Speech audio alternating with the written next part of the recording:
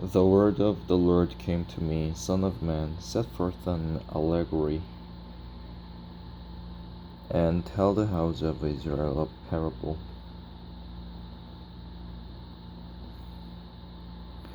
Say to them, This is what the sovereign Lord says. A great eagle with powerful wings, long feathers, and full plumage of varied colors came to Lebanon.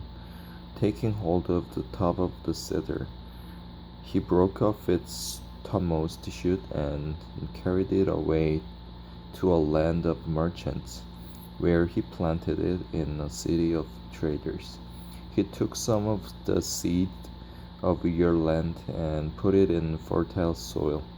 He planted it like a willow by abundant water, and it sprouted and became a low, spreading vine. Its branches turned toward him, but its roots remained under it. So it became a vine and produced branches and put out leafy buds.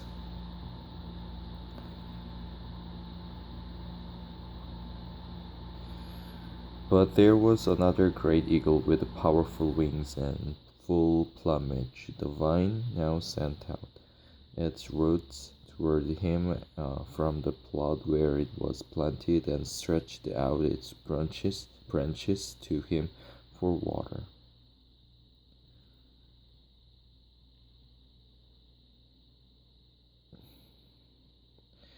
It had been planted in good soil by abundant water, so that it would produce branches, bear fruit, and become a splendid vine. Say to them, This is what the sovereign Lord says. Will it thrive? Will it not be uprooted and stripped of its fruit so that it withers? All its new growth will wither. It will not take a strong arm or many people to pull it up by the roots. Even if it is transplanted, will it thrive? Will it not wither completely when the east wind strikes it? Wither away in the plot where it grew? Then the word of the Lord came to me. Say to this rebellious people, rebellious house,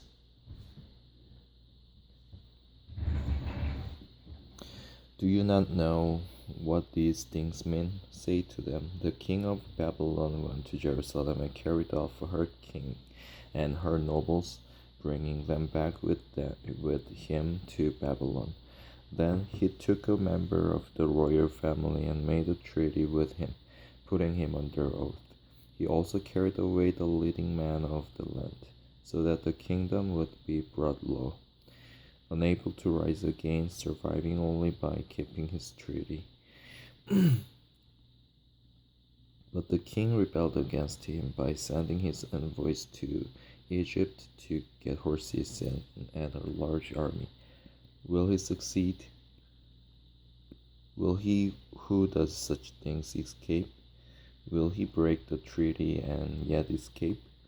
As surely as I live, declares the sovereign Lord, he shall die in Babylon, in the land of the king who put him on the throne, whose oath he despised and whose treaty he broke. Pharaoh with his mighty army and great horde will be of no help to him in war when ramps are built and siege works erected to destroy many lives. He despised the oath by breaking the covenant, because he had given his hand in pledge, and yet did all these things. He shall not escape.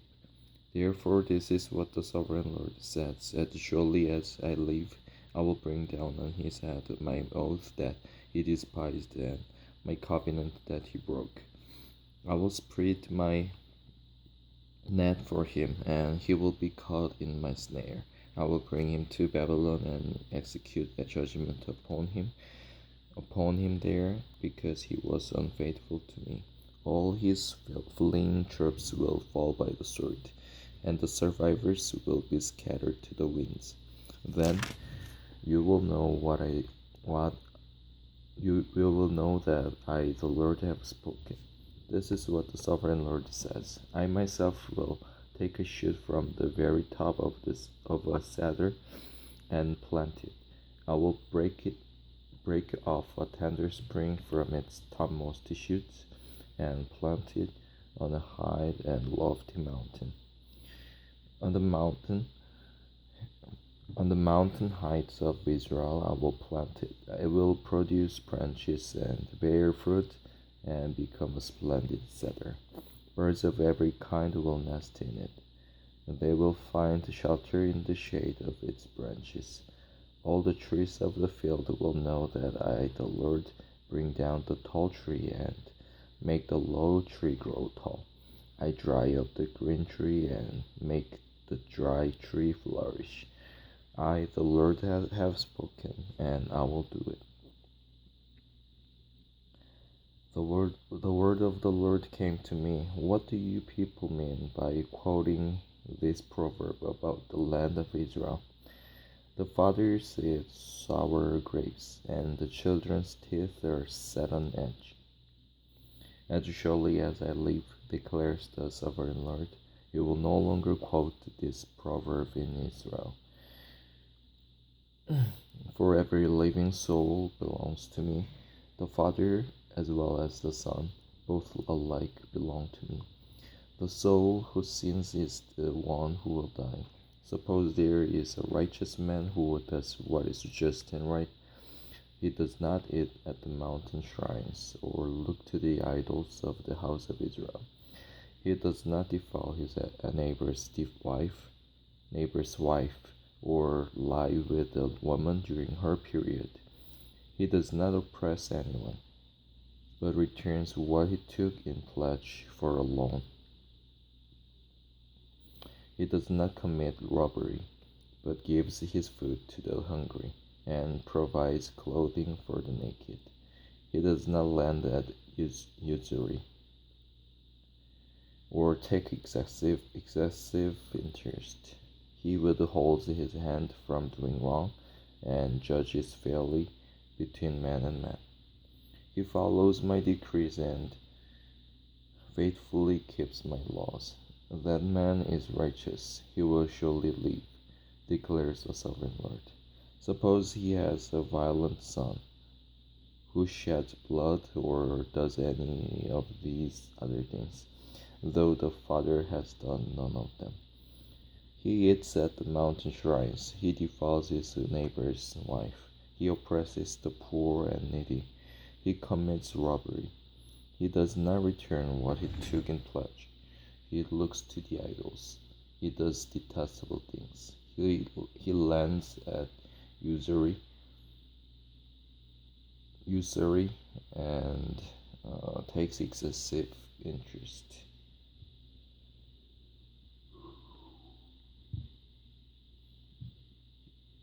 Will such a man live? He will not. Because he has done all these detestable things, he will surely be put to death, and his blood will be on his own head. But suppose this son has a son who sees all the sins his father commits, and though he sees them, he does not do such things. He does not eat at the mountain shrines or look to the idols of the house of Israel. He does not defile his neighbor's wife. He does not oppress anyone or require a pledge for a loan. He does not commit robbery,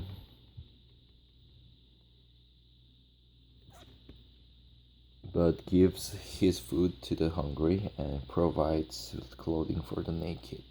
He withholds his hand from sin and takes no usury or excessive interest.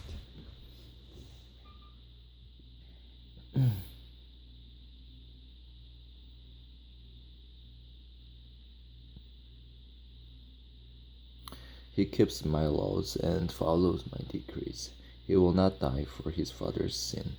He will surely live, but his father will die for his own sin, because he practiced extortion, robbed his brother, and did what was wrong among his people. Yet you ask, why does the son not share the guilt of his father? Since the son has done what is just and right, and has been careful to keep all my decrees, he will surely live. The soul who sins is the one who will die. The son will not share the guilt of the father, nor will the father share the guilt of the son. The righteousness of the righteous man will be credited to him, and the wickedness of the wicked will be charged against him. But if a wicked man turns away from all the sins he has committed and keeps all my decrees and does what is just and right, he will surely live. He will not die. None of the offenses he has committed will be remembered against him. Because of the righteous things he has done, he will live, and he will live. Do I take any pleasure in the death of the wicked? Declares the sovereign Lord. Rather, am I not pleased when they turn from their ways and live?